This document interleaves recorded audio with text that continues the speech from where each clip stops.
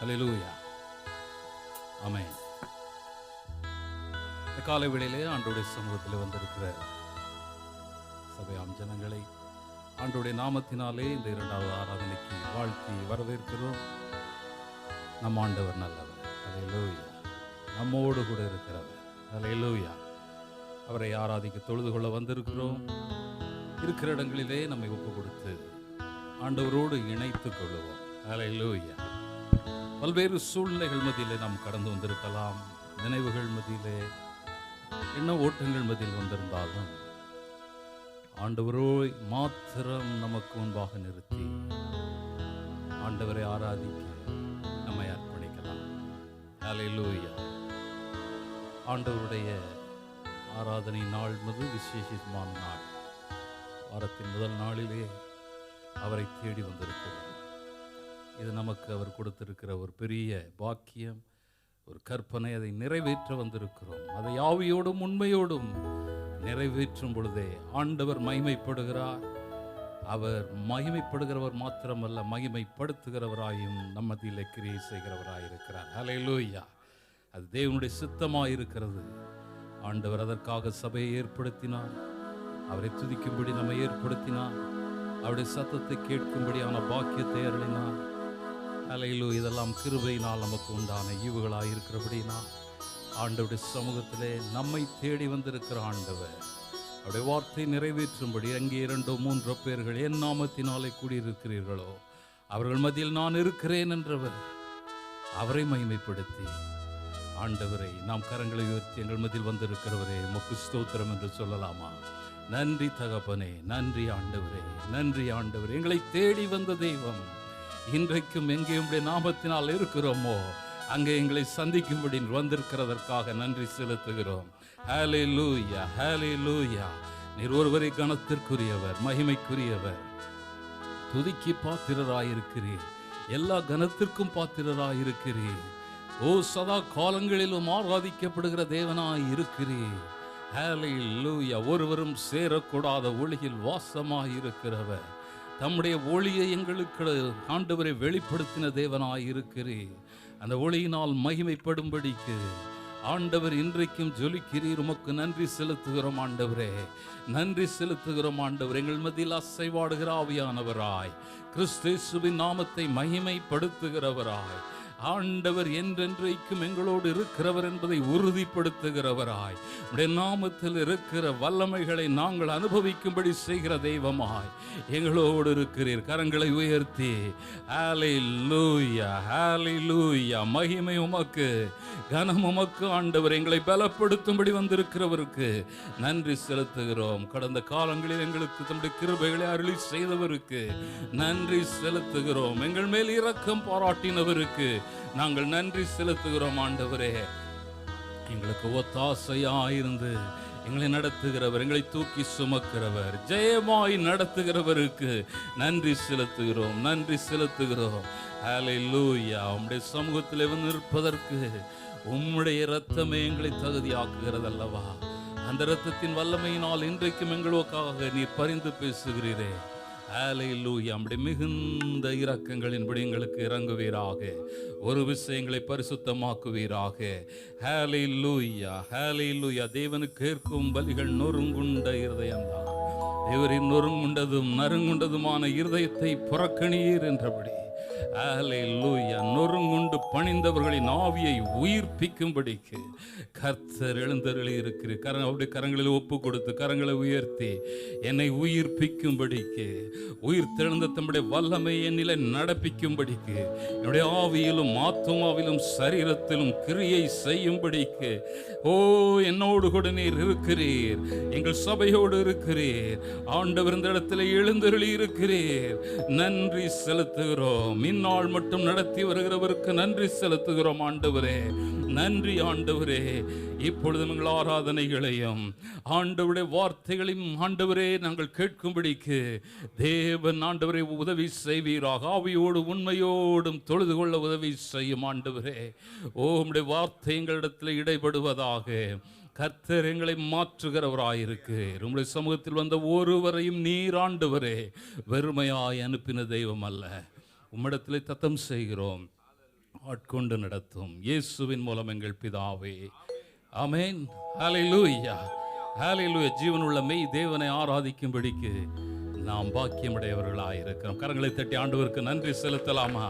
ஹல்லேலூயா. அக்கிரமங்களினாலும் பாவங்களினாலும் மரித்தவர்களாயிருந்த நம்மை கிறிஸ்துவுடனே கூட உயிர்ப்பித்தார். ஹல்லேலூயா. ஜீவனுள்ள தேவனை அவருடைய ஆவியோடு இணைந்து ஆராதிக்கும்படியான பாக்கியத்தை பெற்றிருக்கிறோம். ஹல்லேலூயா. பாடல் வரிகள் சொல்கிறது, தரணியில் மனிதர் உயிரடைந்து ஓங்க தருவினில் மாண்டோய் நமஸ்காரம் என்று. ஹல்லேலூயா. சர்வ உலகத்தையும் சிருஷ்டித்த சர்வலோகத்தின் ஆண்டவர் இன்றைக்கு இங்கே இருக்கிறோம். என்னால் உலகத்தை அவர் சுதந்திரித்து எடுத்துக்கொள்ள அல்ல, நம்மை மீட்டுக்கொண்டு சுதந்திரித்துக் கொள்ளும்படி வந்தார். அதை நினைத்து அந்த ஆண்டவரை மகிமைப்படுத்துவோம். ஆமென்.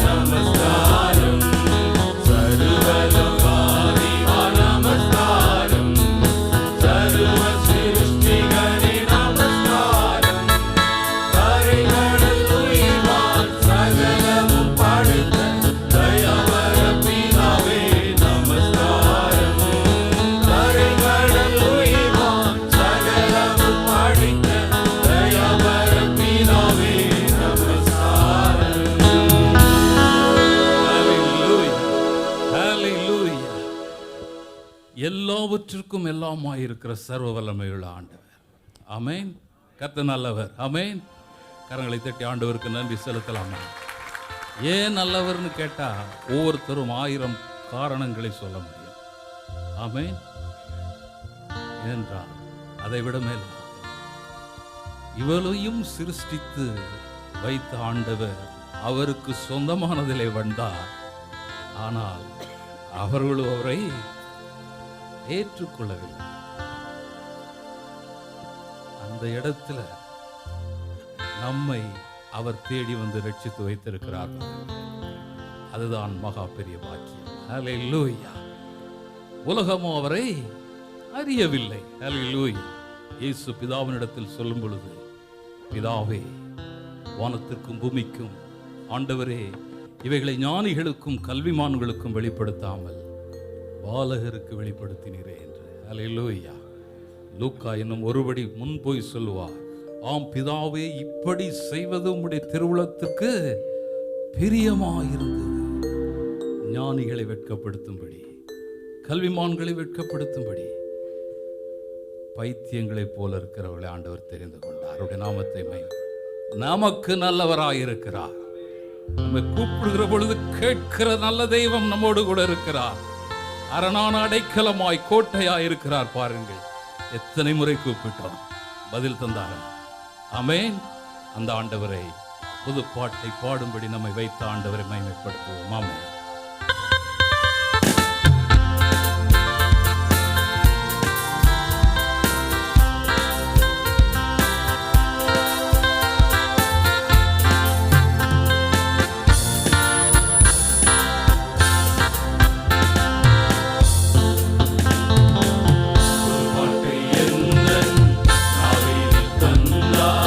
புகழ்ந்து பாடிடுவே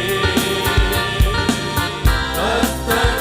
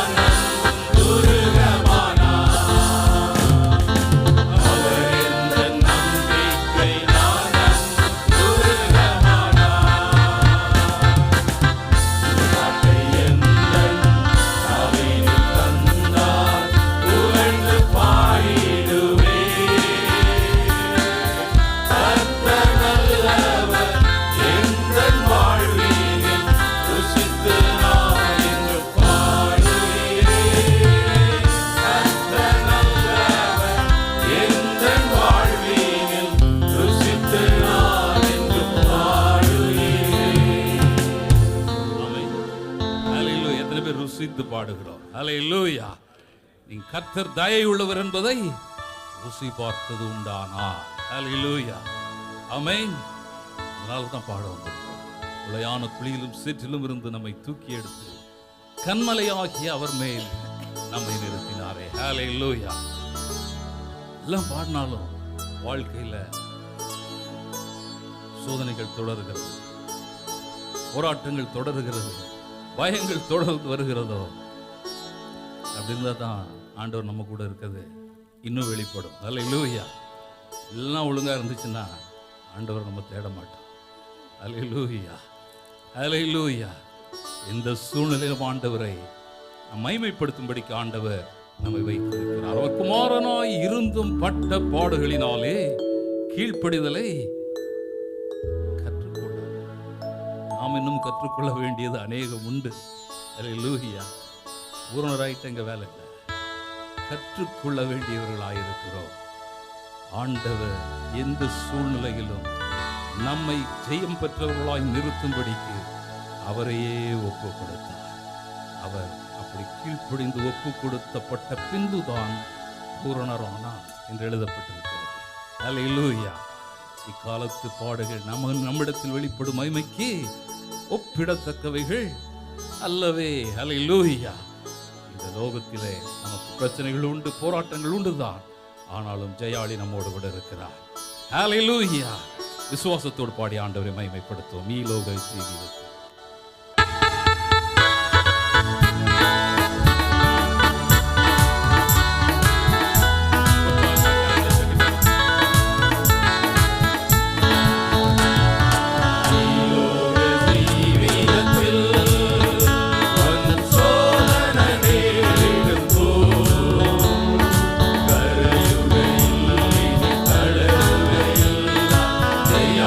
ஜெயாளியானல்லோ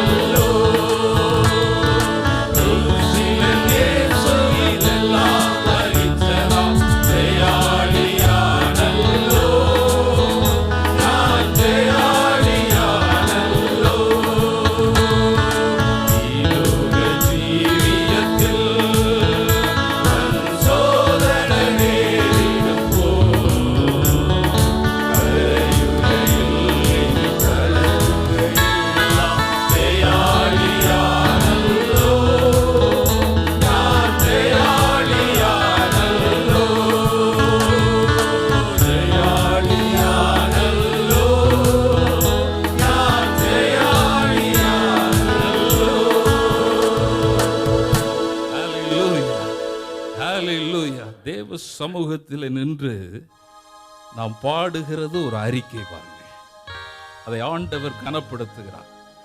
ஒருவேளை வெளியில தோல்வியின் நிலைமையிலே நாம் நிற்கலாம், ஆனால் ஆண்டவருடைய சமூகத்தில் வந்து விசுவாசத்தோடு செய்கிற ஒரு அறிக்கை, அதை ஆண்டவர் கனப்படுத்துகிறார். ஹல்லேலூயா. தோல்வி மாதிரி இருக்கலாம், இங்க பண்ணுகிற அறிக்கை ஜெயாளிகளாய் மாற்றுகிறது. ஹல்லேலூயா. உலகம் அதை அறியாது. ஆண்டவருடைய வார்த்தையை விசுவாசிக்கிறோம்.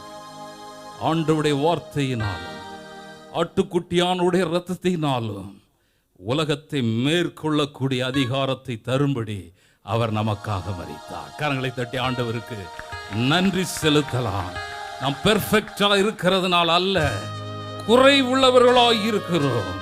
அதனால தான் சொன்னாரு, என் கிருபை உனக்கு போதும் சொன்னாரு. மலைகள் விலகலாம், பர்வதங்கள் நிலை பெயரலாம், என் கிருபை உன்னை விட்டு விலகாது. சமாதானத்தின் உடன்படிக்கை அது உன்னை விட்டு நீங்காது என்று முன்மேல் மனதுருக கர்த்தர் சொல்லுகிறார். ஹல்லேலூயா.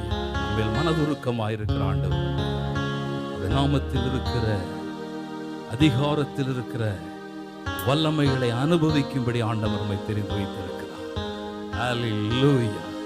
ஹல்லேலூயா. பிரச்சனைகள் போராட்டங்கள் அல்ல, அவைகளில் நம்மை உருவாக்குகிற கர்த்தர் நம்மோடு இருக்கிறார். அவரை விசுவாசத்தோடு சுதந்திரித்துக் கொள்வோம், மகிமைப்படுத்துவோம். தேவன் பெரிய காரியங்களை செய்வார்.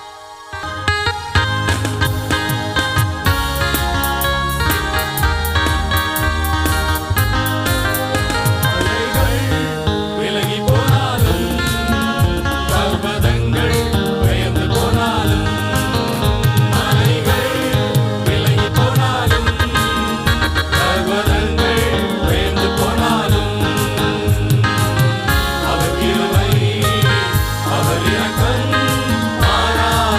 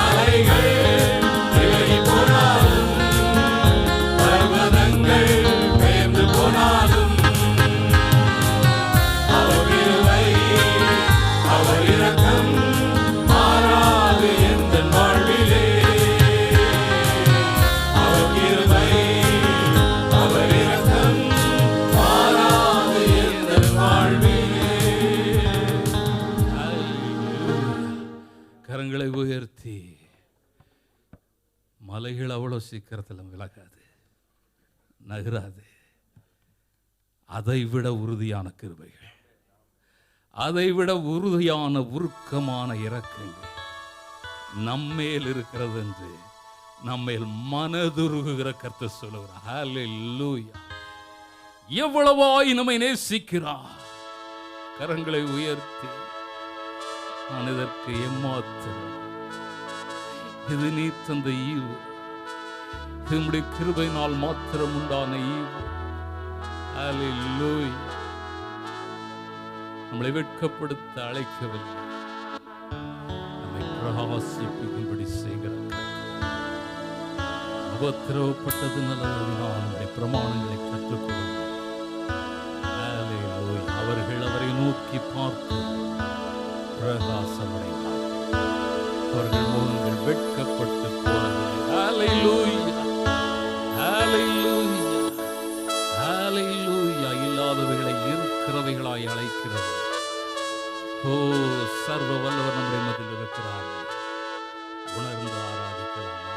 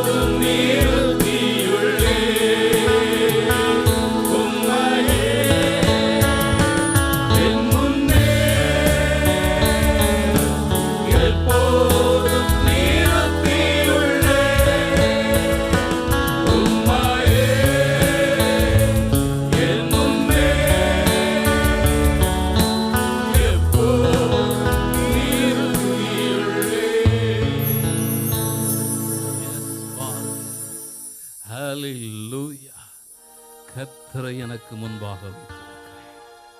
நான் அசைக்கப்படுவதில்லை. அசைக்கப்படுவது போல இருந்தாலும் ஒன்றும் தொட முடியாது. ஹல்லேலூயா, ஹல்லேலூயா. பார்வோனின் சேனை அவங்களை பிடித்திடலான்னு தொடர்ந்து வந்தார். அவங்களுக்கு இடையில் அவங்களுக்கு முன்னால போனவர் பின்னாலே வந்து நின்றார். அவர் முன்பிலும் இருப்பார், நமக்கு பின்பிலும் இருப்பார், நம்முடைய வலது இடது புறங்களிலும் இருப்பார். அவருடைய கரம் நம்மை தூக்கி செல்கிறதல்லவா? கரங்களை தட்டி ஆண்டவரே உமக்கு ஸ்தோத்திரம், ஹல்லேலூயா. அக்கினி போன்ற சோதனைகளுக்குள்ளாக கடந்து கொண்டிருக்கிறோமா? அவைகள் நம்மை பற்றாது, அவைகள் நாம் வெந்து போவது இல்லை. ஹல்லேலூயா, ஹல்லேலூயா. மான்களை போல தேடி வந்திருக்கிறோம் அல்லவா? நம்முடைய தாகத்தை தணிக்கிறவர், பலப்படுத்துகிறவருமாயிருக்கிறாரே.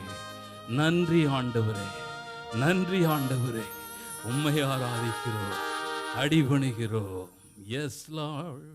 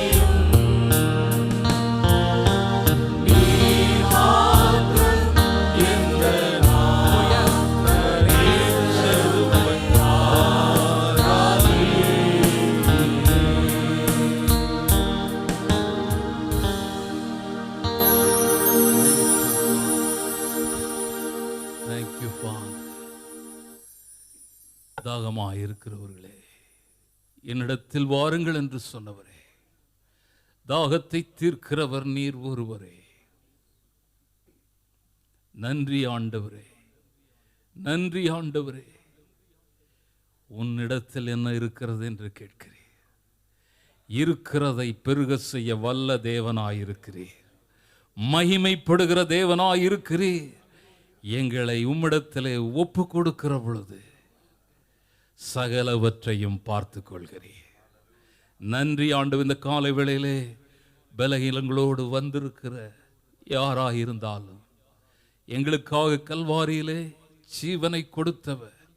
உம்முடைய தழும்புகளால் குணமானீர்கள் என்று எழுதப்பட்டிருக்கிற வார்த்தையின் சுகத்தை சுதந்திரித்துக் கொள்கிறோம். வார்த்தையை அனுப்பி குணமாக்குறவரை சார்ந்து கொள்கிறோம். எங்களுக்கென்று நீர் ஏற்படுத்தி வைத்த காணக்கூடாதவைகளை எல்லாம் சுதந்திரிக்கும்படி தெரிந்து கொள்ளப்பட்ட சந்ததியாய் வைத்தீரே, நன்றி செலுத்துகிறோம், பணிந்து கொள்கிறோம். நீர் மாத்திரம் மகிமைப்படுவீராக. இயேசு கிறிஸ்து என்கிற ஒப்பில்லாத நாமத்தில் ஜெபிக்கிறோம் பிதாவே. ஆமென், ஆமென்.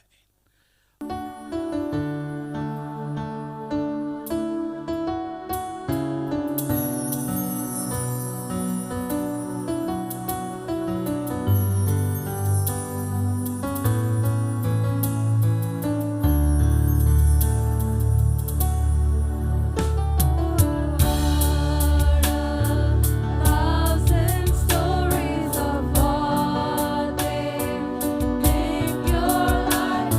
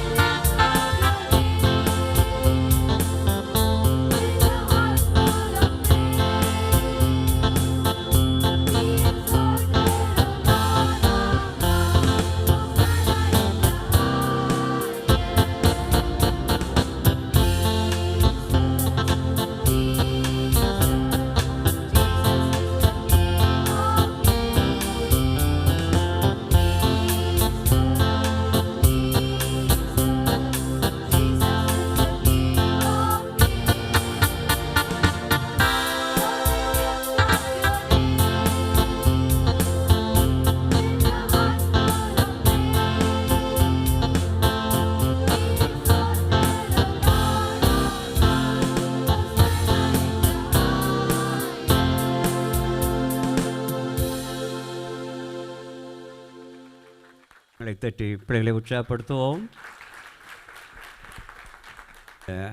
2வது ஆராதனைக்கு கடந்திருக்கும் தெய்வ ஜனங்களை கர்த்தர் நாமத்தில் வாழ்த்தி சபையாக வரவேற்கின்றோம். கர்த்தர் பெரிய காரியங்களை செய்ய வல்லவர். ஆமென். சொன்னது போல கடந்த வாரத்தில் சொல்லி கொண்டிருக்கிறது போல அடுத்த மாதத்தில் சபை 44வது ஆண்டுக்குள்ளாக பிரவேசிக்கின்றது. கர்த்தருடைய சுத்த கிருபை இம்மட்டம் நடத்திய எபினேசர் எம்மானுவலாக நம்மோடு யெகோவாக இருந்து எல்லாவற்றையும் பார்த்துக்கொள்வார். இன்னும் சுதந்திரிக்க வேண்டிய காரியம் அநேகம் உண்டு. நீ கால் மிதிக்கும் தேசத்தை உனக்கு தருவேன் என்று சொல்லியிருக்கிறார். சொந்தமாக ஒரு பெரிய ஆலை நமக்கு கிடைக்கப் போகிறது. தொடர்ந்து ஜெபித்து கொண்டிருக்கிறோம். காரியத்தை கைகூடி வரச் செய்கிறவர் தேவன். அதன் காலங்களில் நேர்த்தியாக செய்து கொடுப்பார். இது வரைக்கும் எத்தனையோ சேலஞ்ச் மேடுகளை தாண்டி வந்துள்ளது.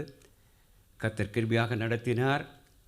ஏனென்றால் 44 ஆண்டுகளுக்கு முன்பாக இந்த மதத்தில் ஒரு தமிழில் ஒரு ஆராதனை எங்குமே இல்லை. ஓடித்திருந்த நாட்கள் உண்டு. அவர் ஜெபித்து இந்த காரியத்தை ஆரம்பித்த பொழுது சபை ஒரு குடும்பமாக இருக்க வேண்டும். என்னது? குடும்பமாக. இங்கே வருகிறவர்கள் ஒவ்வொரும் ஃபேமிலி அங்கத்தினராக இருக்க வேண்டும். அதுதான் வாஞ்சை.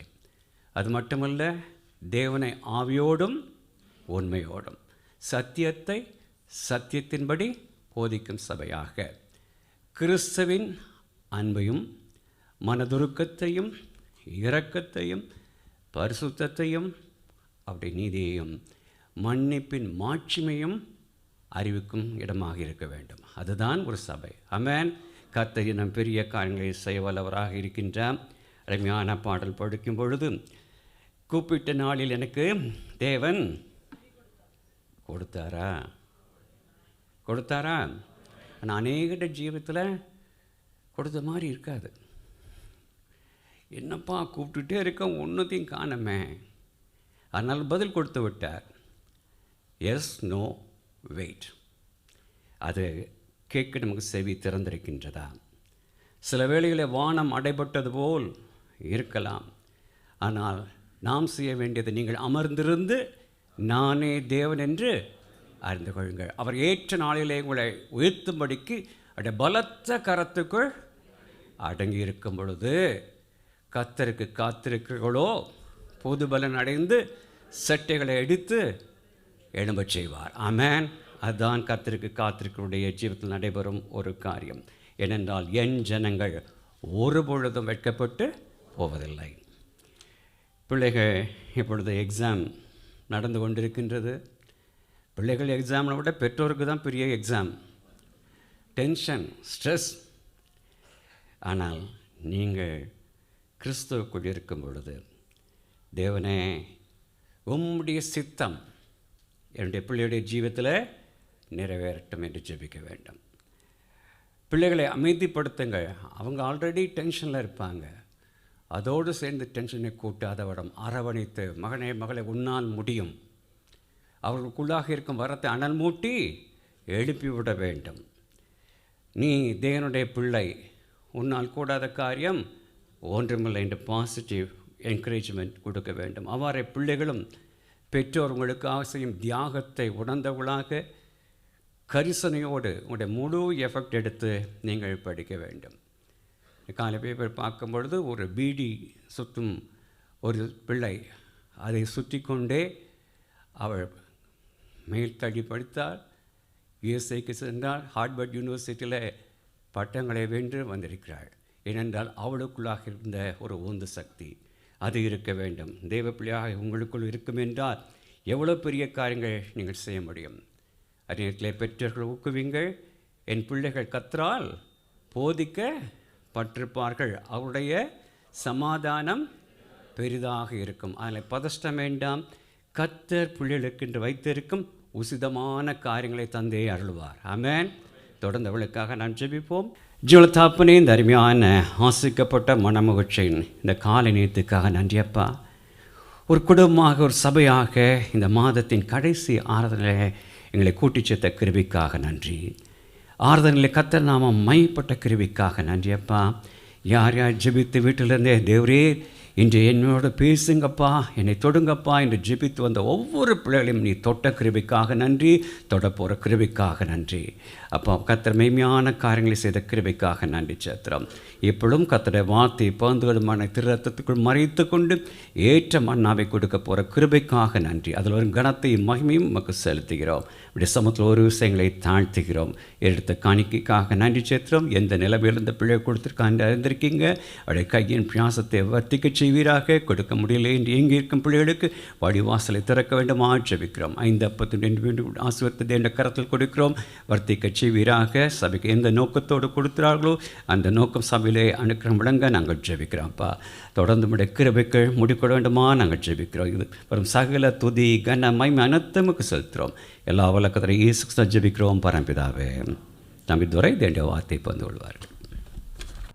நம்முடைய கர்த்தரும் இரட்சகருமாய் இருக்கிற இயேசு கிறிஸ்துவின் ஈடு இணையற்ற நாமத்தில் உங்களுக்கு என்னுடைய அன்பின் நல்வாழ்த்துக்களை தெரிவித்துக் கொள்கிறேன். இந்த காலை வேளையிலே உங்களோடு இணைந்து ஆண்டவரை ஆராதிக்க, அவருடைய வார்த்தைகளை தியானிக்க கர்த்தர் பாராட்டிய கிருபைக்காக அவருக்கு நன்றி செலுத்துகிறேன். பாஸ்டர்ஸ்க்கும் எல்டர்ஸ்க்கும் என்னுடைய நன்றினை தெரிவிக்கிறேன். தேவ சமூகத்திலே இந்த நாளினுடைய தியானத்திற்காக காத்திருந்த பொழுது ஆண்டவர் என்னை மிகுந்த பாரப்படுத்தின வேத பகுதி, வெரி ஃபெமிலியர் பேசேஜ், அறிமுகமான பகுதி, மத்தேயு 5ஆம் அதிகாரம் 13 to 16 வரை உள்ள வசனங்கள். Matthew chapter 5 verses 13 to 16. நீங்கள் பூமிக்கு உப்பாயிருக்கிறீர்கள். உப்பானது சாரமற்று போனால் எதனால் சாரமாக்கப்படும்? வெளியே கொட்டப்படுவதற்கும் மனுஷரால் மிதிக்கப்படுவதற்குமே ஒழிய வேறொன்றுக்கும் உதவாது. நீங்கள் உலகத்துக்கு வெளிச்சமாயிருக்கிறீர்கள். உலகத்திற்கு வெளிச்சமாயிருக்கிறீர்கள். மலையின் மேல் இருக்கிற பட்டணம் மறைந்திருக்க மாட்டாது. விளக்கை கொளுத்தி மரக்காலால் மூடி வைக்காமல் விளக்கு தண்டின் மேல் வைப்பார்கள். அப்பொழுது அது வீட்டில் உள்ள யாவருக்கும் வெளிச்சம் கொடுக்கும். இவ்விதமாய் மனுஷர் உங்கள் நற்கிரியைகளை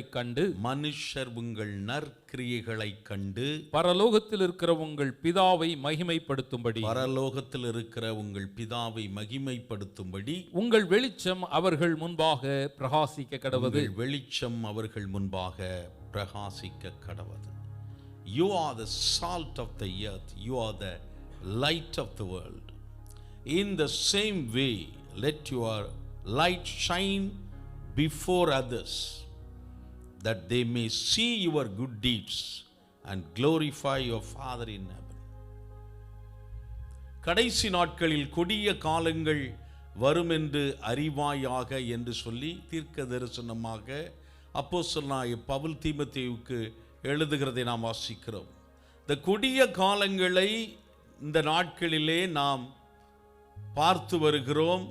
டிவியிலே, நியூஸ் பேப்பரிலே, வாட்ஸ்அப்பில் வருகிற செய்திகள் மூலமாக நாம் அறிந்து கொள்ளுகிறோம். எவ்வளவு தூரம் நம்முடைய சமுதாயம் பாழ்பட்டிருக்கிறது என்பதை நாம் உணர்கிறோம். இவைகளின் மத்தியிலே நீங்களும் நானும் உப்பாக வெளிச்சமாக இருக்க வேண்டும் என்று நம்முடைய ஆண்டவர் விரும்புகிறார். அவர்களுடைய வாழ்க்கையிலே ஒரு பாதிப்பை ஏற்படுத்துகிற வாழ்க்கை வாழ வேண்டும் என்று நம்முடைய ஆண்டவர் விரும்புகிறார். பாதிப்பை ஏற்படுத்தும் வாழ்க்கை வாழுதல், பாதிப்பை ஏற்படுத்தும் வாழ்க்கை வாழுதல். Living an impactful life, living an impactful life என்கிற தலைப்பிலே வாசித்த இந்த பகுதியிலிருந்து 3 காரியங்களை கற்றுக்கொள்ள ஆண்டவர் நமக்கு உதவி செய்வாராக. மீண்டும் ஒரு முறை தலைகளை தாழ்த்தி கண்களை மூடி நம்முடைய ஆண்டவரை நோக்கி பார்க்கலாம்.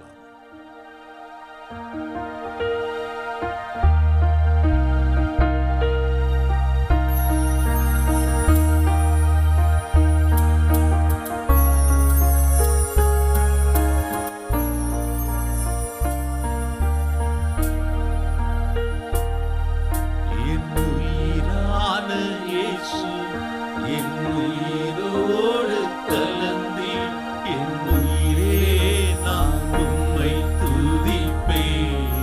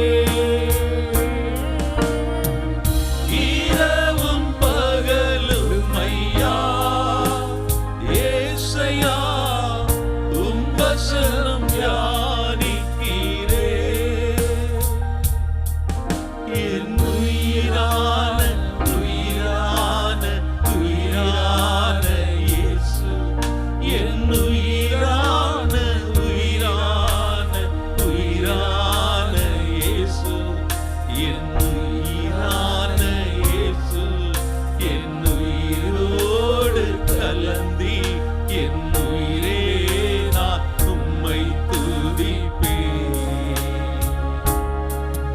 என் உயிரே நான் உம்மை துதிப்பேன். என் கண்மலையும் மீட்பருமாகிய கர்த்தாவே, என் வாயின் வார்த்தைகளும் இருதயத்தின் தியானமும் உம்முடைய சமூகத்தில் பிரீதியாய் இருப்பதாக. மீண்டும் ஒரு முறை இந்த வசனத்தை வாசிக்கலாம். மத்தேயு 5ஆம் அதிகாரம் 13 16 வரை உள்ள வசனங்கள். Matthew chapter 5 verses 13 to 16. நீங்கள் பூமிக்கு உப்பாயிருக்கிறீர்கள். உப்பானது சாரமற்று போனால் எதனால் சாரமாக்கப்படும்? வெளியே கொட்டப்படுவதற்கும் மனுஷரால் மிதிக்கப்படுவதற்குமே ஒழிய வேறொன்றுக்கும் உதவாது. நீங்கள் உலகத்துக்கு வெளிச்சமாயிருக்கிறீர்கள். மலையின் மேல் இருக்கிற பட்டணம் மறைந்திருக்க மாட்டாது. விளக்கை கொளுத்தி மரக்காலால் மூடி வைக்காமல் விளக்கு தண்டின் மேல் வைப்பார்கள். அப்பொழுது அது வீட்டில் உள்ள யாவருக்கும் வெளிச்சம் கொடுக்கும். இவ்விதமாய் மனுஷர் உங்கள் நற்கிரியைகளைக் கண்டு பரலோகத்தில் இருக்கிற உங்கள் பிதாவை மகிமைப்படுத்தும்படி உங்கள் வெளிச்சம் அவர்கள் முன்பாக பிரகாசிக்க கடவது. ஆமென். இந்த வாசித்த இந்த வசனம் நமக்கெல்லாம் மிக அறிமுகமான மலை பிரசங்கத்திலே இருந்து வாசித்தோம். Sermon on the Mount, மிக பிரசித்தி பெற்ற நாம் அடிக்கடி கேட்கிற ஒரு செய்தி. ஆண்டவராகிய இயேசு கிறிஸ்து தன்னுடைய சீஷர்களுக்கு அல்லது சீஷராக தங்களை அர்ப்பணித்து வந்தவர்களுக்கு கொடுக்கிற அருமையான ஒரு செய்தி இது. இதனுடைய ஆரம்பத்திலே இந்த மத்தேயு 5ஆம் அதிகாரம் 3ஆம் வசனத்திலிருந்து நீங்கள் 10ஆம் வசனம் வரை வாசித்து பார்த்தீர்கள் என்றால் அங்கே பாக்கியவான்கள் பாக்கியவான்கள் பாக்கியவான்கள் என்று எழுதப்பட்டிருக்கும். Beatitudes, Beatitudes. பாக்கியவான்கள் பாக்கியவான்கள் என்றால் ஆசீர்வதிக்கப்பட்டவர்கள் என்ற அர்த்தம். ஆசீர்வதிக்கப்பட்டவர்கள். மக்காரியோஸ் என்கிற கிரேக்க வார்த்தைக்கு உள்ள அர்த்தம் என்னவென்றால் மகிழ்ச்சி. அப்ப பாக்கியவான்கள், ஆசீர்வதிக்கப்பட்டவர்கள், மகிழ்ச்சியானவர்கள் என்று சொல்லும்போது அதை பெறுவதற்கு என்ன செய்ய வேண்டும் என்று சொல்லி 8 குணாதிசயங்களை இன்னொன்னை கூட சேர்த்துக் கொள்ளலாம். 8 குணாதிசயங்களை, கேரக்டரிஸ்டிக்ஸ், குவாலிட்டிஸை அங்கே ஆண்டவராக இயேசு கிறிஸ்து சொல்லுகிறதை பார்க்க முடிகிறது. ஆவியிலே எளிமை உள்ளவர்கள், துயரப்படுகிறவர்கள், சாந்த குணம் உள்ளவர்கள், நீதியின் மேல் பசிதாகம் உள்ளவர்கள், இரக்கம் உள்ளவர்கள், இருதயத்தில் சுத்தம் உள்ளவர்கள், சமாதானம் பண்ணுகிறவர்கள், நீதி நிமித்தம் துன்பப்படுகிறவர்கள் என்றெல்லாம் சொல்லிவிட்டு இவைகளை நீங்கள் கை கொண்டால் நீங்கள் ஆசீர்வாதமாக சந்தோஷமாக இருப்பீர்கள் என்று சொல்லிவிட்டு அப்புறம் சொல்றாரு, ஆனா உலகம் உங்களை என்ன செய்யும்? பகைக்கும். உலகம் உங்களை அவமானமாய் நடத்தும். உலகம் உங்களை நிந்திக்கும். இப்படி நீங்க இருக்கணும். இப்படி இருந்தா நீங்க ஆசீர்வாதமாய் இருப்பீங்க. ஆனா உலகம் உங்களை அவமானப்படுத்தும், நிந்திக்கும். அப்புறம் சொல்லிட்டு ஒரு என்கரேஜ்டு மெசேஜ். ஆனால் பரலோகத்தில் உங்கள் பொக்கிஷம் மிகுதியாயிருக்கும். அப்படி சொல்லி என்கரேஜ் பண்ணிட்டு அடுத்தல பியூட்டிஃபுல்லா சொல்றாரு, ஆனாலும் நீங்க என்ன செய்யக்கூடாது? நீங்க ஒளிந்து விடக்கூடாது, நீங்கள் மறைந்து போய்விடக்கூடாது. நீங்கள் என்ன செய்ய வேண்டும்?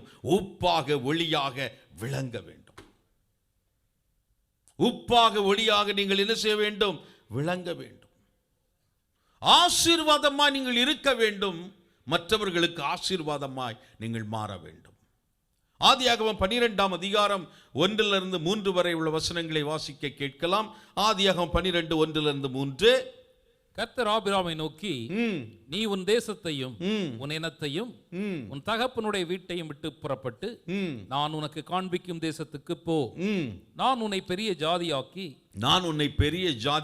உன்னை ஆசீர்வதிப்பேன். நீ ஆசீர்வாதமா இருப்ப. உன் பெயரை பெருமைப்படுத்துவேன். நீ ஆசீர்வாதமாய் இருப்பாய். உன்னை ஆசீர்வதிக்கிறவர்களை ஆசீர்வதிப்பேன். நான் ஆசீர்வதிப்பேன். உன்னை சபிக்கிறவர்களை சபிப்பேன். பூமியில் உள்ள வம்சங்கள் எல்லாம் உனக்குள் ஆசீர்வதிக்கப்படும். நீங்க right from the beginning to the end, ஆரம்பத்திலிருந்து முடிவரை பார்த்தீர்கள் என்றால் ஆசீர்வதிக்கப்படுவது எதற்காக? மற்றவர்களுடைய ஆசீர்வாதத்துக்காக. Blessed are to be blessing. We are saved to save others. நாம் ரட்சிக்கப்பட்டது மற்றவர்களுடைய ரட்சிப்புக்காக. அதனால தான் சொல்றாரு, நீங்கள் ஆசீர்வாதமாய் இருங்கள், பாக்கியவான்களாய் இருங்கள், இதையெல்லாம் செய்தால் நீங்கள் அனுபவிப்பீர்கள். ஆனால் உலகம் உங்களை பகைக்கும், உலகம் உங்களை நிந்திக்கும், உலகம் உங்களை அவமானப்படுத்தும். ஆனால் நீங்க விட்டுறாதீங்கப்பா, நீங்க ஒளிந்து போகாதுங்கப்பா, மறைந்து போகாதுங்கப்பா, நீங்க உப்பாக வெளிச்சமாக நீங்கள் இருங்கள். முதலாவதாக ஃபர்ஸ்ட் பாயிண்ட், நாம் உப்பாக இருக்கிறோம். we are the salt. மத்தேயு 5:13 வாசிக்கிறோம், நீங்கள் பூமிக்கு உப்பாயிருக்கிறீர்கள். உப்பானது சாரமற்று போனால் எதினால் சாரமாக்கப்படும்? வெளியே கொட்டப்படுவதற்கும் மனுஷரால் மிதிக்கப்படுவதற்குமே ஒழிய வேறொன்றுக்கும் உதவாது. இயேசு கிறிஸ்து நம்ம பார்த்து, நீங்கள் சிங்கமாக இருப்பீர்கள், புலியாக இருப்பீர்கள், you are the Lions and tigers. நம்ம கொஞ்சம் பரவாயில்லையே. ஆனா இங்க ஆண்டவர் சொல்றாரு, நீங்கள் உப்பாக இருப்பீர்கள், நீங்கள் உப்பாக இருக்கிறீர்கள். உப்பாக மாற வேண்டும் என்று சொல்லவில்லை, நீங்கள் உப்பாக இருக்கிறீர்கள். You are the salt. நீங்கள் உப்பாக இருக்கிறீர்கள். உப்பு இயேசு கிறிஸ்து வாழ்ந்த நாட்களில் மதிப்புமிக்க ஒரு பொருள், வேல்யூபிள் கமாடிட்டி. ரோம போர் வீரர்களுக்கு சம்பளம், சேலரி கொடுக்கிறது உப்பு கொடுப்பாங்களாம். That man not worth his salt அப்படின்னு சொல்லி ஒரு பழமொழி உண்டு. That man not worth his salt, வாங்குகிற உப்புக்கு அவன்கிட்ட மதிப்பு இல்லை அப்படின்னு சொல்லுகிறது. உப்புக்கு நிறைய பண்புகள் உண்டு. ஆன்டிசெப்டிக், தாகத்தை உண்டு பண்ணக்கூடியது எல்லாம் இருந்தாலும் முக்கியமான 2 பண்புகள் உண்டு. ஒன்று ருசி, சுவையூட்டக்கூடியது, சீசனிங். இரண்டாவது பாதுகாக்கக்கூடியது, பிரிசர்வேட்டிவ். Seasoning, preservative. ருசி சுவையூட்டக்கூடியது, இரண்டாவது பாதுகாக்கக்கூடியது. யோபு 6:6 பார்க்கிறோம், ருசி இல்லாத பதார்த்தத்தை உப்பில்லாமல் சாப்பிடக்கூடுமோ? ருசி இல்லாத பதார்த்தத்தை உப்பில்லாமல் சாப்பிடக்கூடுமோ? உப்பு தனியாக இயங்காது. நல்லா கவனிங்க, உப்பு தனியாக இயங்காது. உப்பு ரொம்ப முக்கியம். நாளை காலையில் என்னம்மா பிரேக்ஃபாஸ்ட், ஒரு 100 கிராம் உப்பு தரேன், சாப்பிடுங்க அப்படின்னு கொடுக்க மாட்டோம் இல்லையா? உப்பு இணைந்து இருக்கும்போது தான் அது செயல்படும், அதான் பிரயோஜனப்படும் இல்லையா? நீங்கள் என்ன பார்க்கும்போது நான் சமையலில் ஒரு கைதேர்ந்த ஆள் நீங்கள் நினைக்காதீங்க. நான் முத சமையல் பண்ணி புளியோதரை பண்ணும்போது உப்புக்கு பதிலாக சுகரை போட்டு, அதுக்கப்புறம் எனக்கு நோ என்ட்ரி டு கிச்சன், இனிமேல் நீங்கள் உள்ளே போகக்கூடாது அப்படின்னு சொல்லி நான் கேட்டேன், விவரம் கேட்டுட்டு தான் உங்கள்கிட்ட சொல்கிறேன். உப்பு சுவை கொடுக்கக்கூடியது, சுவையூட்டக்கூடியது. இந்த உலகத்திலே வாழ்கிற மக்கள், ஒரு கூட்ட மக்கள் பிரச்சனைகள், போராட்டங்கள், வேதனைகள், சவால்களை சந்தித்துக் கொண்டிருக்கிறார்கள். வாழ்க்கையே ஒரு போராட்டம். அவங்களுடைய வாழ்க்கையில் ஒரு சுவையூட்டக்கூடிய உப்பாக நீங்க இருக்க வேண்டும் என்று நம்முடைய ஆண்டவர் விரும்புகிறார். ஒரு ஃப்ரெண்ட்ட கூப்பிடுறோம், என்ன எப்படி இருக்கீங்க சார்? என்ன சார் லைஃப் ரொம்ப மோசம் சார். அப்பா அம்மா ஹாஸ்பிட்டலில் இருக்காங்க, ஒய்ஃபுக்கு உடம்பு சரியில்லை, பிள்ளைகள் சரியா படிக்க மாட்டேங்காங்க, ஏகப்பட்ட கடன் பிரச்சனைகள், சொந்தக்காரங்க தொந்தரவு, பெரிய தொந்தரவு, நிலத்தாராறு வேற இருக்கு. என்ன சார் படுத்தா தூக்கமே வரமாட்டேங்க அப்படின்னு சொல்லும்போது நீங்கள், சரி சார், இப்படிதான் சார் வாழ்க்கை இருக்கும், எல்லாம் சரியாகும் சார், பிள்ளைங்க நல்லா படிப்பாங்க சார், நாங்கள் ஜெபம் பண்றோம் சார், அப்படி சொல்லும்போது நாம் உப்பாக மாறுகிறோம். கொலேசியர் 4:6 வாசியுங்கள். கொலேசியர் 4:6. அவனவனுக்கு இன்னின்னபடி உத்தரவு சொல்ல வேண்டும் என்று நீங்கள் அறியும்படிக்கு உங்கள் வசனம் எப்பொழுதும் கிருபை புரிந்தனதாயும் உப்பால் சாரமெறினதாயும் இருப்பதாக. உங்கள் வசனம் எப்பொழுதும் கிருபை பொருந்தியதாயும் உப்பால் சாரமேறினதாயும் இருப்பதாக. கிருபை பொருந்தினதாயும் உப்பால் சாரமேறினதாயும் இருப்பதாக. மேலை நாடுகளில், அமெரிக்க ஐக்கிய தேசம், ஐரோப்பிய தேசங்களிலே ஏன் மெம்பர்ஸ் குறைஞ்சிட்டே இருக்காங்க அப்படின்னு சொல்லி ஒரு சர்வே எடுத்தாங்களாம்.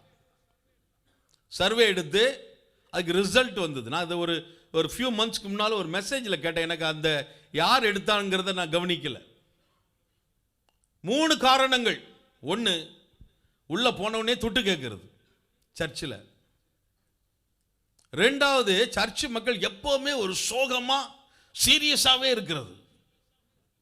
3வது, எப்ப பார்த்தாலும் மரணம் நரகம், மரணம் நரகம், மரணம் நரகம்னே பேசின உடனே நான் இதை கேட்டு யோசித்து பார்த்தேன். அவன் நரகமா இருக்குன்னு சொல்லிட்டு தான் வெளியே உலகம் நரகம் போல இருக்குன்னு சொல்லிட்டு தான் உள்ள வரான்.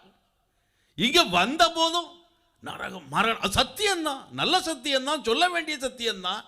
ஆனா அதை விட முக்கியமாக இயேசு கிறிஸ்துவை குறித்து, அவருடைய அன்பை குறித்து, அவருடைய கிருபையை குறித்து, அவருடைய மனதுருக்கத்தை குறித்து, அவர் அந்த மரணத்தை ஜெயித்தார் என்கிற சத்தியத்தை குறித்து நம்ம சொல்லணும்.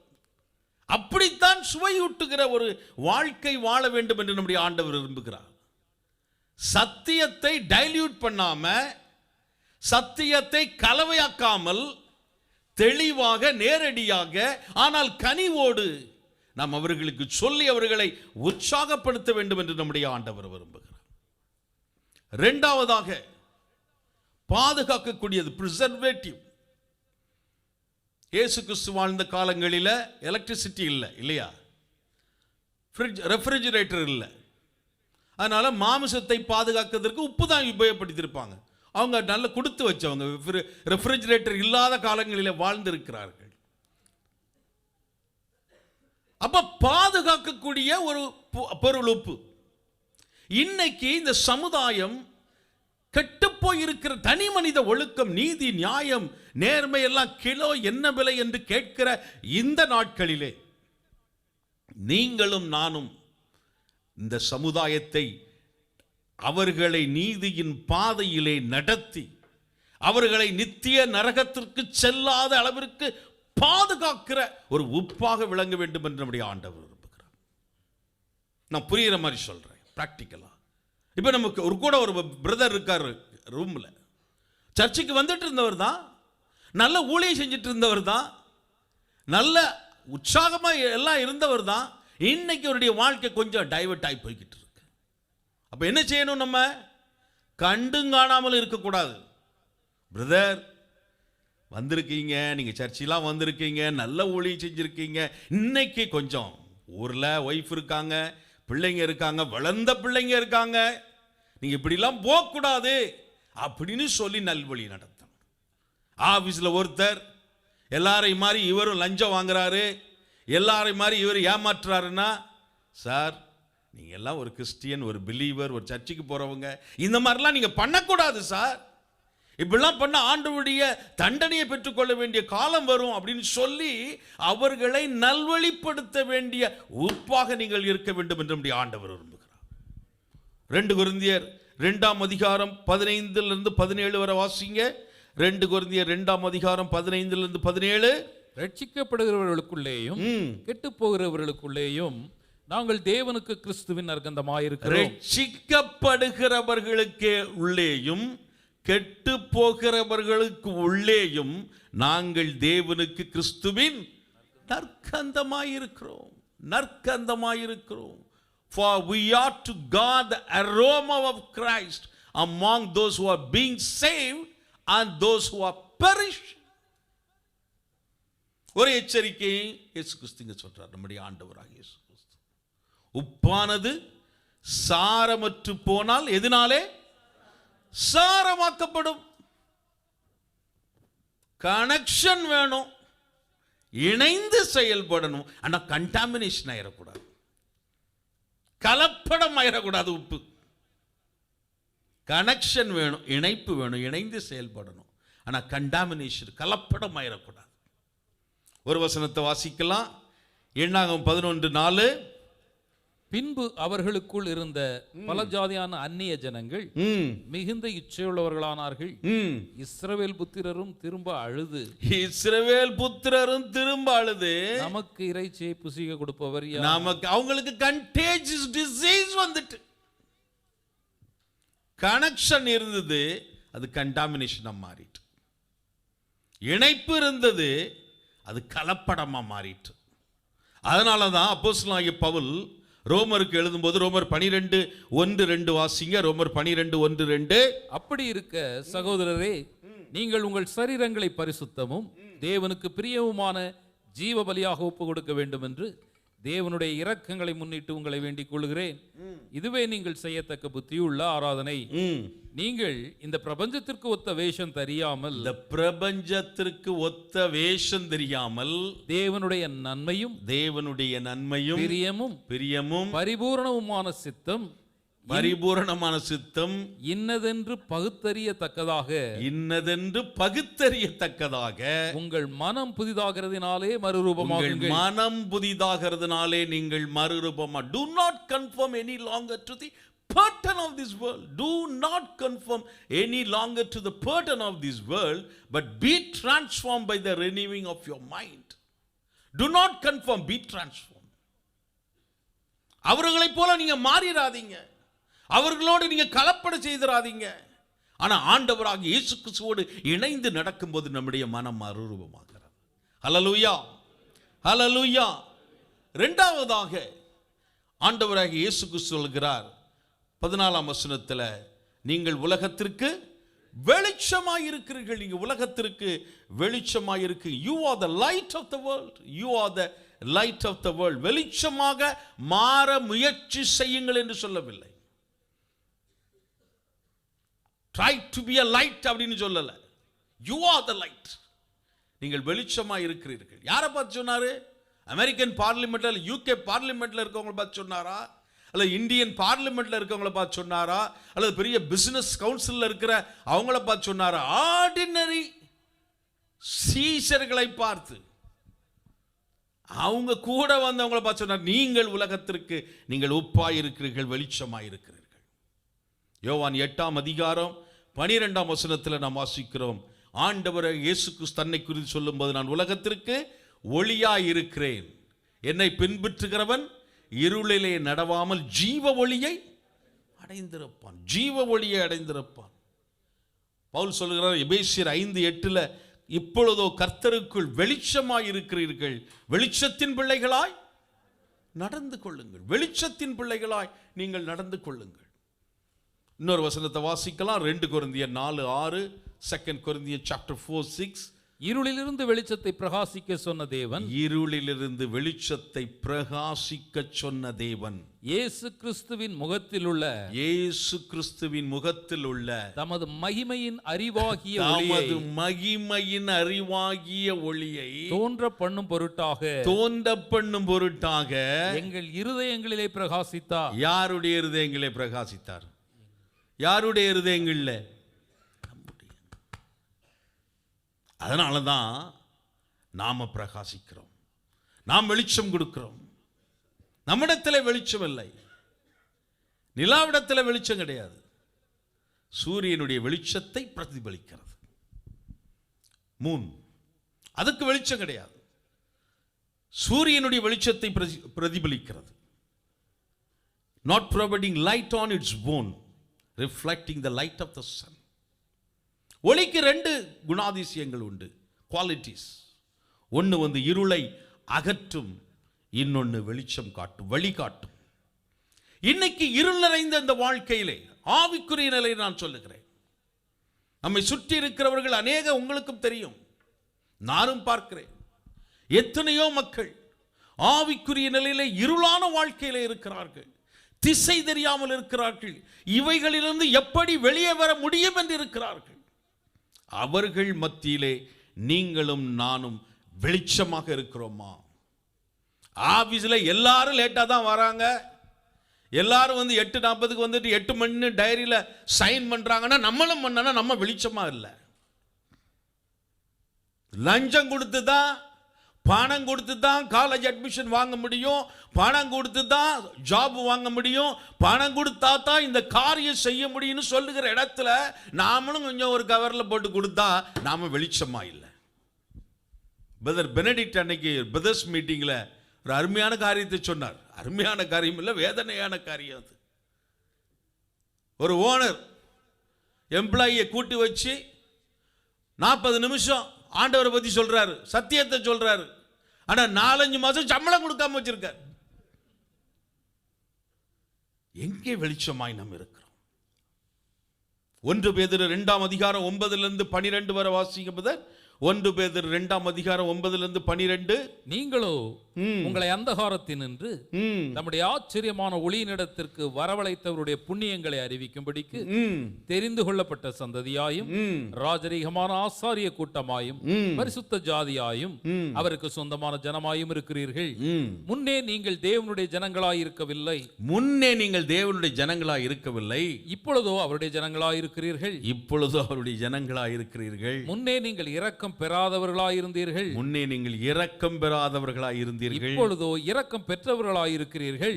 பிரியமானவர்களே, அந்நியர்களும் பரதேசிகளுமாய் இருக்கிற நீங்கள் ஆத்துமாவுக்கு விரோதமாய் போர் செய்கிற மாம்ச இச்சைகளை விட்டு விலகி, புறஜாதிகள் உங்களை அக்கிரமக்காரர் என்று விரோதமாய் பேசும் விஷயத்தில் அவர்கள் உங்கள் நற்கிரியைகளை கண்டு அக்கிரமக்காரர் என்று பிரேசும் விஷயத்தில் உங்கள் நற்கிகளை கண்டு அவற்றின் நிமித்தம் சந்திப்பின் நாளிலே தேவனை மகிமைப்படுத்தும்படி, சந்திப்பின் நாளிலே பாருங்க எப்படி கனெக்ட் பண்றாரு, சந்திப்பின் நாளிலே தேவனை மகிமைப்படுத்தும்படி, தேவனை மகிமைப்படுத்தும்படி நீங்கள் அவர்களுக்குள்ளே நல் நடக்கை உள்ளவர்களாய் நடந்து கொள்ளுங்கள் என்று உங்களுக்கு புத்தி சொல்லுகிறேன். சார்ல்ஸ் ஸ்பர்ஜன் என்கிற தேவதாசர் நம்ம அறிந்திருக்கிறோம். அவர் சொல்றாரு, இங்கிலீஷ்ல ஃபர்ஸ்ட் வார்த்தை தமிழ்ல சொல்றேன். The Bible is not the light of the world. வேத புத்தகம் உலகத்தின் வெளிச்சம் அல்ல. It is the light of the church. சபையின் வெளிச்சம். The world does not read the Bible. உலகம் வேத புத்தகத்தை வாசிக்கவில்லை. The world reads Christians. உலகம் உங்களையும் என்னையும் வாசிக்கிறது, கிறிஸ்தவர்களை வாசிக்கிறது. You are the light of the world. நீங்கள் வெளிச்சமாக இருக்கிறீர்கள். The world does not read the Bible. The world reads Christians. வேதாகமத்தை யாரும் வாசிக்கல, நம்மளை வாசிக்கிறாங்க. அதனால தான் பவுல் எழுதும்போது 2 கொரிந்தியர் 3:2 சகல மனுஷராலும் அறிந்தும் வாசிக்கப்பட்டும் இருக்கிற நிருபம் நீங்கள் தானே. ஹானஸ்டா யோசித்து பாருங்க, நம்முடைய சொந்த குடும்பத்தில், நம்முடைய ஆஃபீஸில், நம்முடைய எக்ஸ்டெண்டட் ஃபேமிலி மெம்பர்ஸில், சித்தி சித்தப்பா பெரியப்பா மாமா மச்சான் அவங்க மத்தியில் வெளிச்சமாக இருக்கிறோமா? நம்முடைய சபைகள் வெளிச்சமாக இருக்கிறதா? மதுரை ஹைகோர்ட்டில் ஒரு கேஸ் ரீசெண்டாக வந்தது. ஒரு பாரம்பரிய சபை, அவங்க 1008 சண்டை போட்டுட்டு கேஸ் போட்டிருக்காங்க. ஜட்ஜு சொல்றாரு, உங்களுக்கெல்லாம் நிறைய ப்ராப்பர்ட்டி இருக்கிறனால தானே அப்படி வர்றீங்க, உங்களுக்கெல்லாம் நிறைய ப்ராப்பர்ட்டி, உங்களை மற்ற மதத்தினரை போல, நான் புல்பிட்னால சொல்ல, மற்ற மதத்தினரை போல உங்களுக்கு ஒரு டிபார்ட்மெண்ட் உண்டாக்கணும், ஒரு போர்டு உண்டாக்கணும், அப்பதான் நீங்க சரியாகுவீங்கன்னு சொல்லி ஜட்ஜு நம்மளை திருத்துறாரு. வெளிச்சத்தின் பிள்ளைகளாய் நீங்களும் நானும் நடந்து கொள்கிறோமா?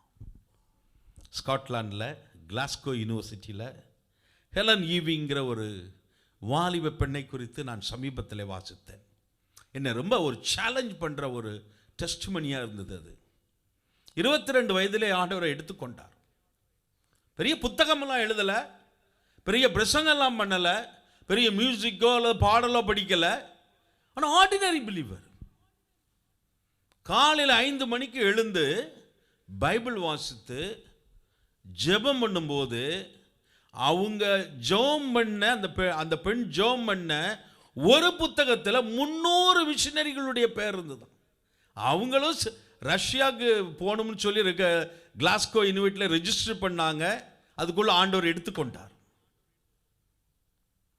300 மிஷனரிகள் எப்ப ஜெபம் பண்ணா என்ன பதில் ஆண்டவர் கொடுத்தாரு, எப்ப கொடுத்தாருன்னு ரெக்கார்டு இருந்தது.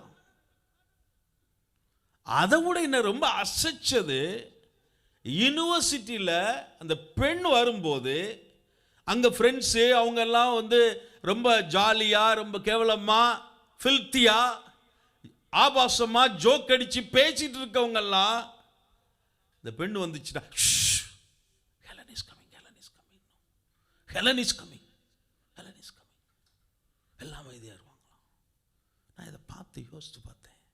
நீ நம்முடைய வாழ்க்கையில், நம்முடைய பிள்ளைகள் வாழ்க்கையில், ஸ்கூலில், காலேஜில், யூனிவர்சிட்டியில், ஆஃபீஸில் அப்படிப்பட்ட ஒரு பயம், ஒரு நடுக்கம், ஒரு மரியாதை ஏற்படுத்துகிறோமா, ஒரு வெளிச்சமாக இருக்கிறோமா, நம்ம யோசித்து பார்ப்போம். மூன்றாவதாக நேரம் போய் கொண்டிருக்கிறது. மூன்றாவதாக நாம் உப்பாக வெளிச்சமாக இருக்கிறதுனாலே தேவனை நாம் மகிமைப்படுத்த வேண்டும். We should glorify God. We should glorify God. மத்தேயு 5:16 மறுபடி வாசிங்க பிரதர். இவ்விதமாய் மனுஷர் உங்கள் நற்கிரியைகளை கண்டு பரலோகத்தில் இருக்கிற உங்கள் பிதாவை மகிமைப்படுத்தும்படி உங்கள் வெளிச்சம் அவர்கள் முன்பாக பிரகாசிக்க கடவது. இவ்விதமாய் மனுஷர் உங்கள் நற்கிரியைகளை கண்டு பரலோகத்தில் இருக்கிற உங்கள் பிதாவை மகிமைப்படுத்தும்படி உங்கள் வெளிச்சம் அவர்களுக்கு முன்பாக பிரகாசிக்க கடவது. In the same way, English பைபிளில் கொஞ்சம் டிஃப்ரெண்டாக இருக்கு. In the same way, let your light shine before men, that they may see your good deeds and praise your Father in heaven. இங்கே உப்பாக வெளிச்சமாக நாம் இருக்க வேண்டும். பாதிப்பை ஏற்படுத்துகிற ஒரு வாழ்க்கை வாழ வேண்டும். அது மட்டுமல்ல, நாம் நற்கிரியைகளை செய்கிறவர்களாக இருக்க வேண்டும். நம்முடைய வாழ்க்கை, நம்முடைய சாட்சியுள்ள வாழ்க்கை ஒரு பாதிப்பை ஏற்படுத்த வேண்டும். அப்போது அவர்கள் வருவார்கள், நம்முடைய நற்கிரியைகளை பார்த்து பிதாவை மகிமைப்படுத்துவார்கள். வெறும் நற்கிரியைகளை மட்டும் செய்கிறவராயிருந்தால், ஆனால் உப்பான ஒளியான ஒரு வாழ்க்கை இல்லாதிருந்தால் அதிலே உபயோகம் இல்லை. அது போலவே ஒரு சாட்சியுள்ள வாழ்க்கை மட்டும் வைத்துக்கொண்டு நற்கிரியை செய்யாமல் இருந்தால் அதுவும் உபயோகம் இல்லை. நான் உங்களுக்கு புரியும்படியாக சொல்லுகிறேன். ஒரு ஆஃபீஸில், அவர் ஆஃபீஸில் பண்ணாத அட்டகாசம் கிடையாது. எந்த பில்லை பாஸ் பண்ணாலும் துட்டு வாங்குறாருன்னு வச்சுக்கோங்க. அங்கே ஆஃபீஸில் பல பாலிடிக்ஸ் பண்ணுவார். இவரை பற்றி அவர்கிட்ட சொல்லுவார், அவரை பற்றி இவர்கிட்ட சொல்லுவார், இவங்க 2 பேரை பற்றி மேனேஜர் சொல்லுவார், மேலே போயிடுவார். அப்படி நடக்குது. ஆனால் நல்ல ஹெல்பிங் டெண்டன்சி. என்னங்க உங்களுக்கு எங்கே போகணும்? ஹாஸ்பிட்டலுக்கு. நான் வரேன். இறக்கி விடும்போது கொஞ்சம் உங்களுக்கு ஏதாவது பணம் வேணுமா? அப்போ அவர் என்ன சொல்லுவார்? இறங்கிட்டு நல்ல ஹெல்ப் பண்ணுவார். ஆனால் ஆள் சரியான மோசமான ஆள் அப்படின்னு சொல்லுவார். இல்லை, இன்னொரு உதாரணம் சொல்கிறேன். ஆஃபீஸில் நல்ல எப்போ பார்த்தாலும் ஜெபம் பண்ணுற ஆள் தான், ஒழுக்கமாக ஒழுங்காக வர்றவர் தான், ப்ரேயர் லஞ்ச் டைம்லையும் போய் ஒரு பைபிள் எடுத்து ப்ரேயர் பண்ணுறவர் தான். ஆமாம், சர்ச்சுக்கு போகிறாரு, ப்ரேயர் செல் போகிறாரு, மினிஸ்ட்ரியில் இருக்காரு, அதெல்லாம் சரிதான். ஆனால் ஆள் கொஞ்சம் பிசினாரி. ஒரு கஷ்டமான காலம்னா கூட 10 ரூபா எடுக்க மாட்டான். ஒரு கஷ்டமான காலம்னாலும் ஒரு கொஞ்சம் ட்ராப் பண்ணிட்டு போங்கன்னா முடியாது.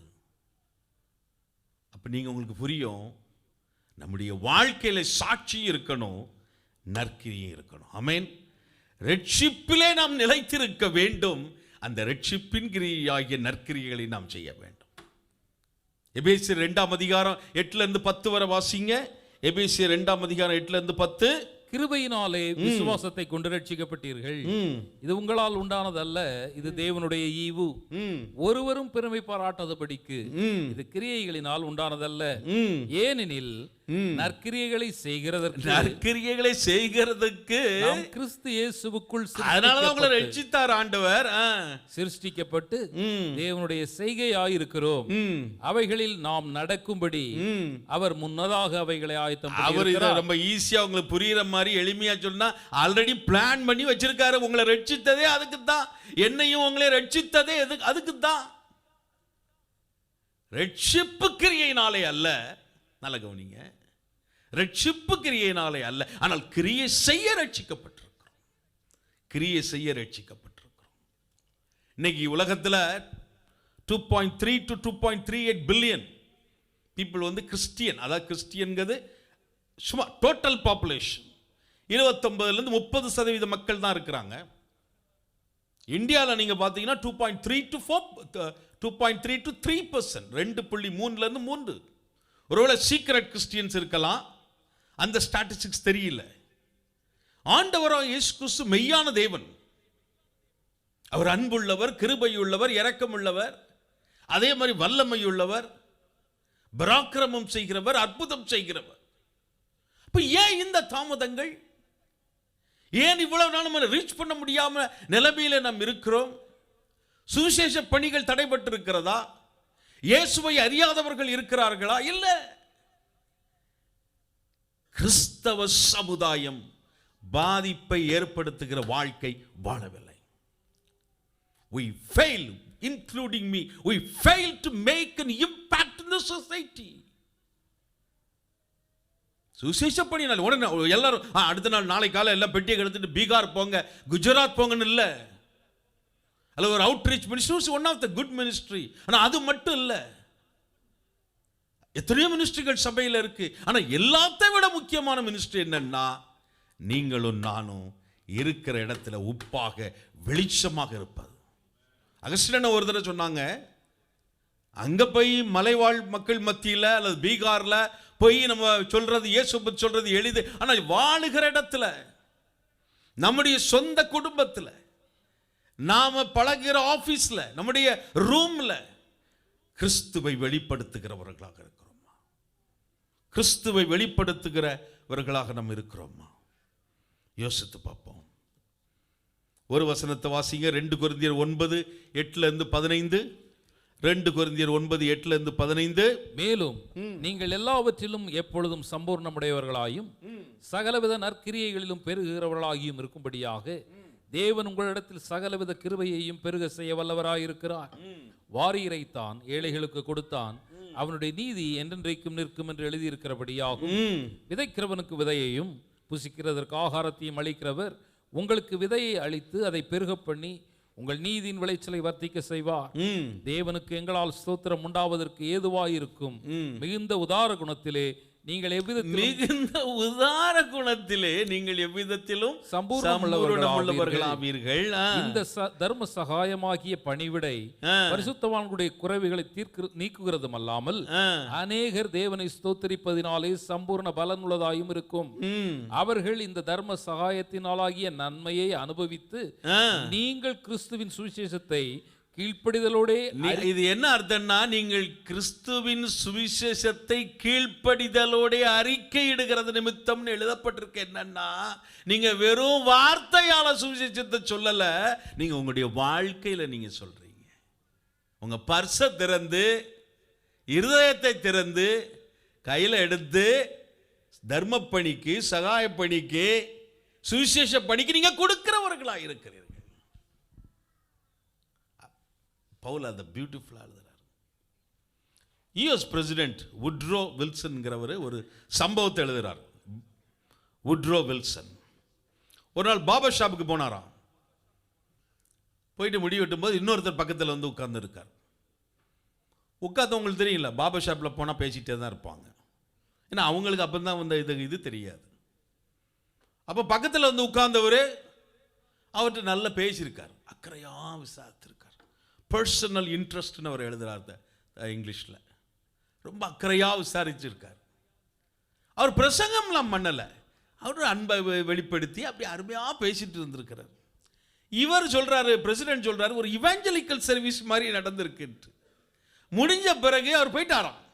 அப்புறம் பார்பர்கிட்ட கேட்கும்போது பார்பர் சொன்னாராம், எனக்கு அவர் பேர் தெரியாது, ஆனால் something happen with me, in me, எனக்குள்ளே சில மாற்றங்கள் நிகழ்ந்திருக்கிறது.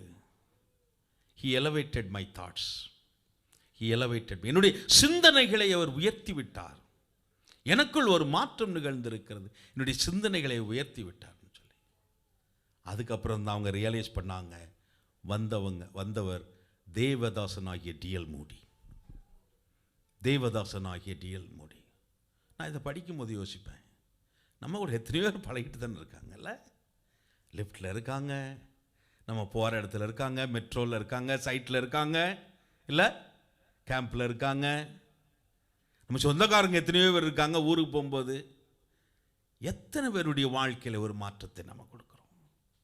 எத்தனை பேருடைய வாழ்க்கையில் ஒரு மாற்றத்தை கொடுக்குறோம்?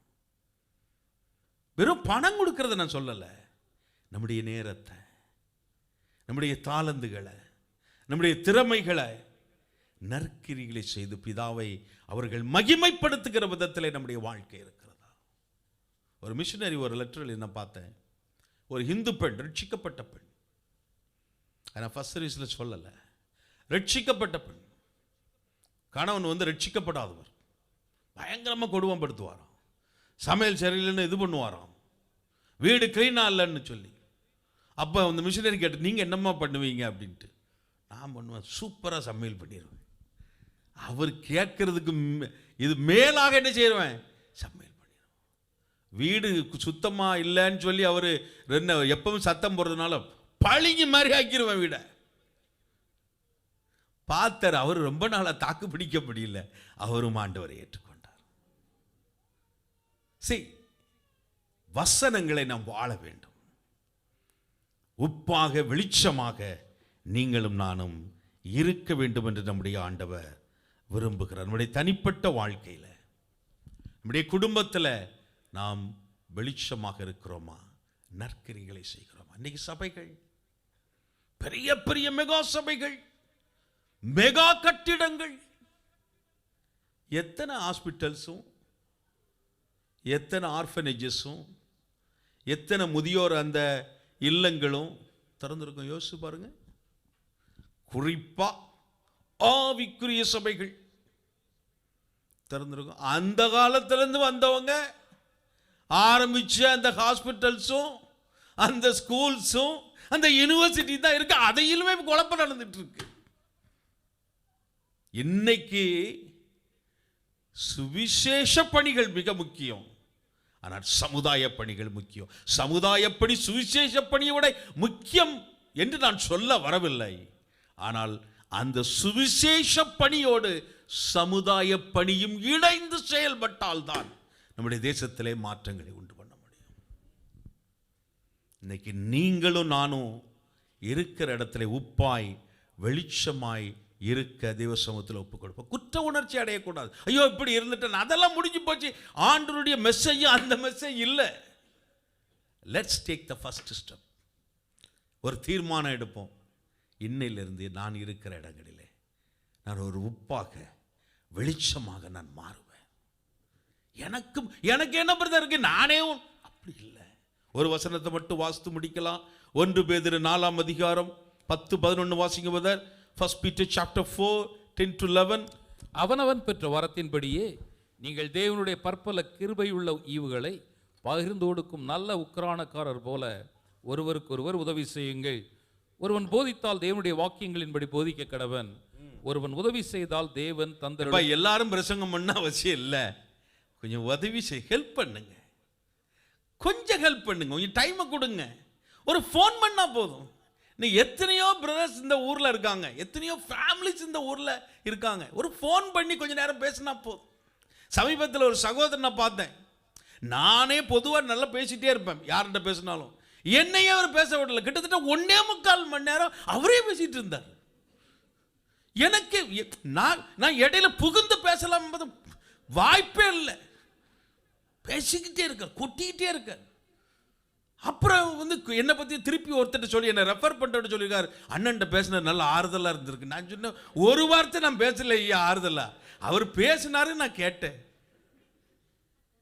கேட்பதற்கு கூட ஆள் இல்லாதவர்கள் இருக்கிறார். இன்னைக்கு நீங்களும் நானும் உப்பாக வெளிச்சமாக இருக்க வேண்டும் என்று நம்முடைய ஆண்டவர் விரும்புகிறார். நமக்கு முடிந்ததை செய்ய வேண்டும் என்று நம்முடைய ஆண்டவர் விரும்புகிறார்.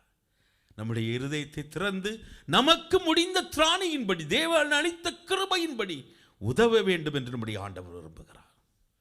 கிறிஸ்துவை போல அந்த நல்ல குணாதிசயங்களை உடையவர்களாய், அவருடைய பாஸ்டர் சொன்னது போல அவருடைய அன்பையும் மனதுருக்கத்தையும் ஆத்தும பாரத்தையும் உடையவர்களாய் ஆண்டவர் உங்களையும் என்னையும் மாற்ற தேவ சமூகத்தில் ஒப்பு கொடுத்து எல்லாம் எழுதி நிற்போம். எல்லாரும் ஆண்டவர் சமூகத்தில் நம்ம ஒப்பு கொடுப்போம். ஆண்டவரே, இந்த காலை வேளையிலே உடைய சமூகத்தில் நாங்கள் கடந்து வந்திருக்கிறோம். ஆண்டவரே, எங்களுடைய வாழ்க்கையிலே எங்கள் ஆண்டவர் எங்களுக்கு உதவி செய்யும். எங்கள் ஆண்டவர் எங்களுக்கு நீர் உதவி செய்யும். எல்லாரும் சத்தத்தை உயர்த்தி ஒரு நிமிடம் ஜெபம் பண்ணுவோம். எல்லாரும் சத்தத்தை உயர்த்தி நம்ம ஜெபம் பண்ணுவோம். எங்களுடைய வாழ்க்கையில நாங்கள் உப்பாக இருக்க வேண்டும். எங்களுடைய வாழ்க்கையில நாங்கள் வெளிச்சமாக இருக்க வேண்டும். ஆண்டவரே, நாங்கள் உமக்கென்று பிரயோஜனமுள்ள ஒரு பாத்திரமாய் பயன்பட வேண்டும். ஆண்டவரே, உமக்கு ஸ்தோத்திரம். எல்லாரும் தேவ சமூகத்தில் ஒப்பு கொடுத்து அர்ப்பணிப்போடு நம்ம இந்த பாடலை பாடலாம். நான் வாழ்ந்தாலும் உம்மோடு தான், நான் மரித்தாலும் உம்மோடு தான். எல்லாரும் ஆண்டவருடைய சமூகத்தில் நம்ம ஒப்பு கொடுப்போம். ஹல்லேலூயா.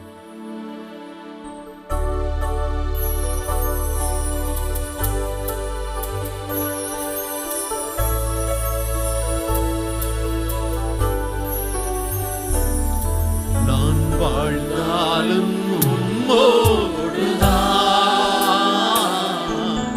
மரித்தாலும் எல்லாரும் ஒப்பு கொடுத்து பாடுவோம். நான் வாழ்ந்தாலும் உம்மோடுதான், மரித்தாலும் உம்மோடுதான். உம்மை போல் என்னை மாற்றுமையா, உமக்காகவே என்னை தந்தேனையா.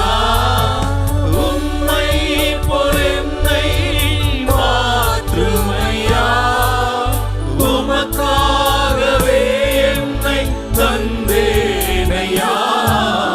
வாழ்ந்தாலும் உம்மோடுதான், மரித்தாலும் உம்மோடுதான். வாழ்ந்தாலும் உம்மோடுதான், மரித்தாலும் உம்மோடுதான். ஆத்தும பாரம் தாருமையா, அபிஷேகத்தால் என்னை நிரப்புமையா. ஆத்தும பாரம் தாருமையா, அபிஷேகத்தால் என்னை நிரப்புமையா. வாழ்ந்தாலும் உம்மோடுதான், மரித்தாலும் உம்மோடுதான்.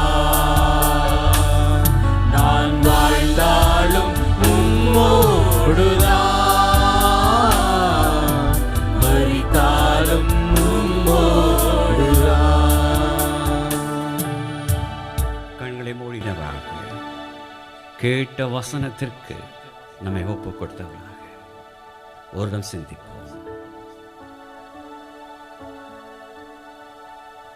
உப்பின் சுவை எனில் காணப்படுகிறதா? அது நம்முள்ள நற்குணங்கள் மற்றவர்களுக்கு உந்து சக்தியாக இருக்கின்றதா? பாடுகள் வேதனைக்குள்ளாக கடந்து செல்லும் மக்களுக்கு நம்முடைய வாயின் வார்த்தைகள் மற்றவர்களை ஆற்றுவதாக, தேற்றுவதாக, நிலைநிறுத்துவதாக இருக்கிறதா? வேதம் சொல்கிறது, மனுஷனுக்கு தன் வாய்மொழியால் மகிழ்ச்சி உண்டாகும், ஏற்ற காலத்தில் சொன்ன வார்த்தை எவ்வளவு நல்லது என்று. இனிய சொற்கள் தேன்கூடு போல் ஆத்மாவுக்கு மதுரமாக இருக்கும், எலும்புக்கு ஔஷதமாக இருக்கும் என்று காண்கின்றோமே. ஏற்ற சமயத்தில் சொன்ன வார்த்தை வெள்ளித்தட்டில் வைக்கப்பட்ட பொற்பழங்களுக்கு சமம் என்று வேதம் சொல்கிறதே. நம்முடைய வார்த்தை மற்ற ஆற்றுவதாக இருக்கிறதா? தேற்றுவதாக இருக்கிறதா? நிலைநிறுத்துவதாக இருக்கிறதா?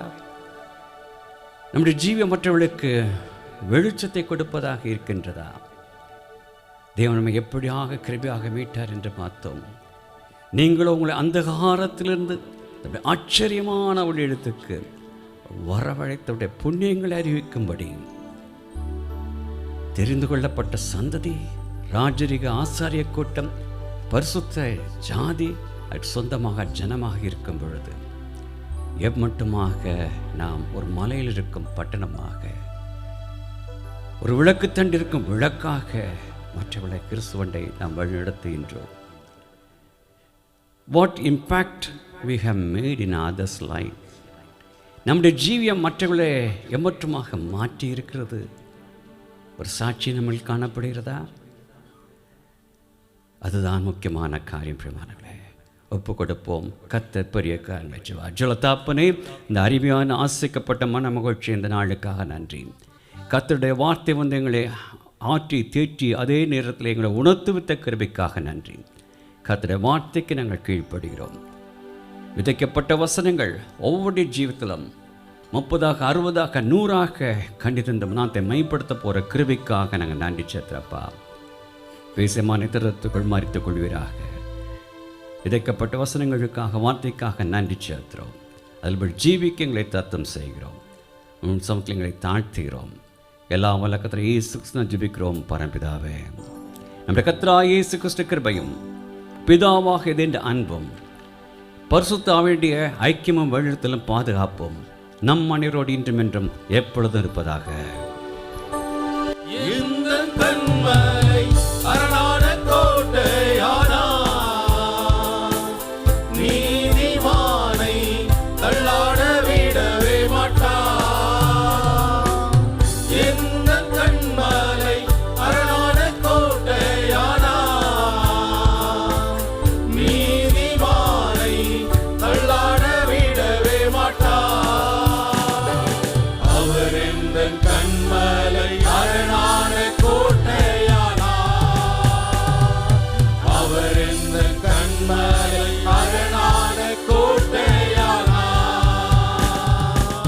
புதுப்பாட்டை எந்தன் நாவினில் தந்தார், புகழ்ந்து பாடிடுவே. கர்த்தர் நல்லவர், எந்தன் வாழ்வினில் ருசித்து நான் என்றும் பாடுகிறேன். கர்த்தர் நல்லவர், எந்தன் வாழ்வினில் ருசித்து நான் என்றும் பாடுகிறேன். எல்லாரும் உணர்ந்தவர்களாக சத்தத்தை உயர்த்தின சொல்லுவோமா? என் ஆத்மாவே கர்த்தரை ஸ்தோத்திரி, என் முழு உள்ளமுடைய பரிசுநாமத்தை ஸ்தோத்திரி. என் ஆத்மாவே கர்த்தரை ஸ்தோத்திரி, அவர் செய்த சகல உபகாரங்களையும் மறவாதே. கர்த்தர் தாமே உங்களை ஆசீர்வதிப்பார்.